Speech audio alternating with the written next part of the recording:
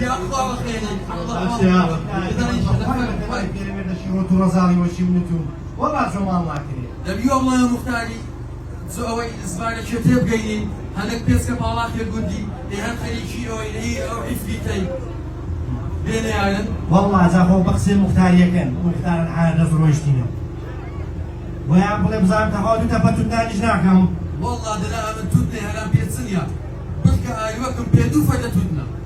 زاتو هشفالي كيري خو ميخواري اما تودنيا كمل شهر ويامكم والله زانا يا مخوان أتقسم لو كل ساعتي باشا حاتي نشر بيونا دوا إيه اتو ماكسي خونا ديا كري حولاي حولاقيتي أزا وسوات لم بتمنتري أتو سلطة هنا لمن عقلتري أتو سولو سلطاني كور إنا بسندك سيدية كنا باب بيدي بير والله بشكو ان شاء الله تاكي بشتنا بخواي كيرو سيدا بيدي والله بلا نايدة ميتا واجه بخوي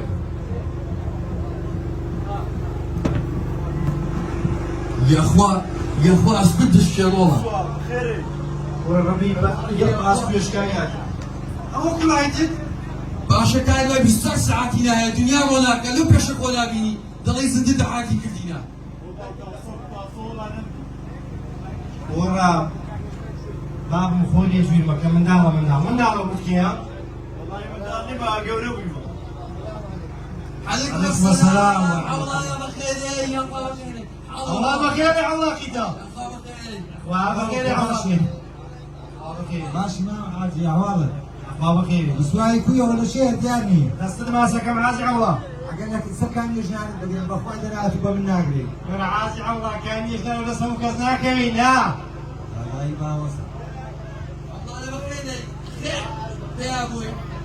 ايوه راسي بدو يشش كرياتي يا الله خير هيك صبوا بني قصبوا ولا صد زي ما قلت تدخلي شيء في المكة والله لا تستخوا ولا بالحرمة من النبا ام دا بس فشكونا هدو كتيك الكلبانا هيك بينك دابل سلكب زور هي سلكب زور عازي الله يا اخوة بخيري عازي الله تلفير هاتي اقل بشبايا هاتي اقل باراني هاتي اقل تيارو توبان هاتي اولي فيتو والله راسي بدو يشش كرياتي يا اخوة بخيري عاتي ما دا خوازي فاتني لو كشتي ذا فريتو يهيرو هود بتمان اشتفالنا راوستا بخوي بدا مكسر خونا هذا موشي تشوله يا بخوي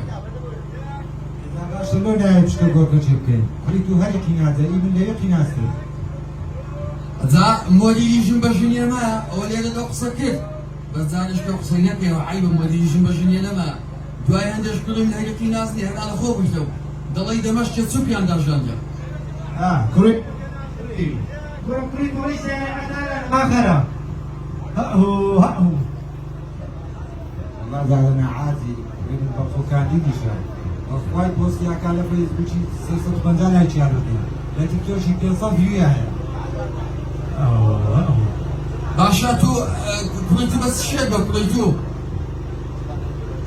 والله ساڵێ گرانیە لە تاو نەبوونیم پشکۆتە ژۆرە دا گەشەکردنەوە گەشتێ لێدا کوریتو بە چۆ لێهاتیە كل من هم صالة لما تقبل يكمل حتى نرمى كل بفقيري وهجاري آخيري نسي شوكا نداج مزدا واسطي دنيا يمكن برواي تبي فرد جوير دزاينس فرد جوير زنبردن لو واسطي نه يخوان خزولا خيار ما بدن خزولا خيار ايه خيار شوي اهن دونا بخواي هيس تأثيري نبو اهل بخواي سبب العازي الله بابا نوديك ناوكات كيوتي عازي الله ناوكات كيوتي والله يساك من اخوي بزاف والله قال ناوكات والله بابا ناوكات كيوتي هسا خو قيمك خو الشلكي يكون ديه يا الله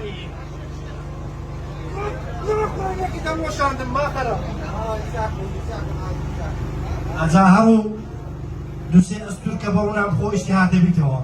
يا الله فرخم كير عادي كيف أنا باشا عادي ما نقولنا يبشتو جوكا شبكي كريتو هاي قينازي من لا يقيناسي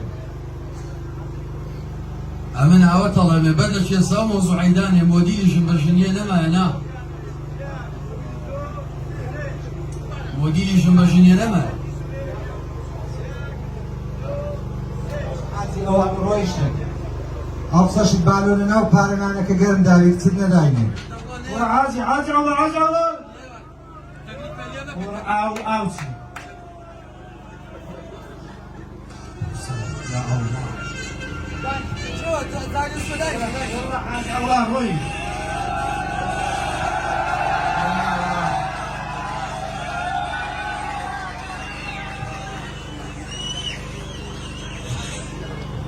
السلام عليكم يا أخي. عليكم السلام. شلون صحتك؟ شو مخلي على عيونك؟ باشا وسوا لشرب بينا دواء ودبي خذي زيد نبي لما قيتو بيتو والله هرسن بي لقد يا فيروني بخوا ولفني معاشتي برو والله لا معاش، والله ماشي هر معاش، نوستن هر معاش، لا وين الشلالة كاني بس؟ وينك؟ والله مجنون شلالة كاني بس. باش عازي عمر وتسلوى بلا والله كان يبصد الشيء من وقت فوت زاجبو برك عربي ازانم ايوه هاي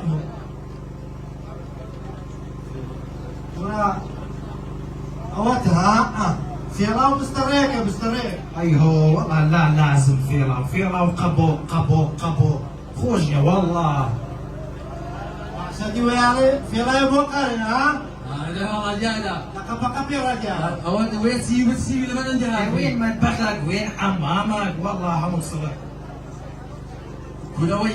بسي انا نبي نرجع لك شيء لا تواخذ شي ما تبقي وشي زالانا فلو الى حاله كازال حضبا حتى بلبان خالبا دون عقوشتان دول صفيدانه او سلم سو لما يا صاحب للايجاد والله فلوسي لا فلوس، انا فقير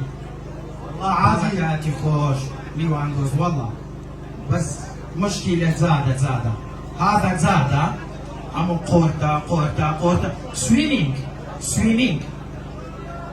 عازي عمر اگر بقسم لكي ايه كما بابي كوبرلاري لو بجوا ايه وبابا يقول يمشي ناخذ كاكا ليقى ضبايتي لنا بخواي اشتكي لي بمعاشي زي ما جيتي كرفك هذا الطيارة والله خطر. كولا تسكسي هم قوش ناديني كولا تسكسي هاي هو هم قوش وزن بازاري لنا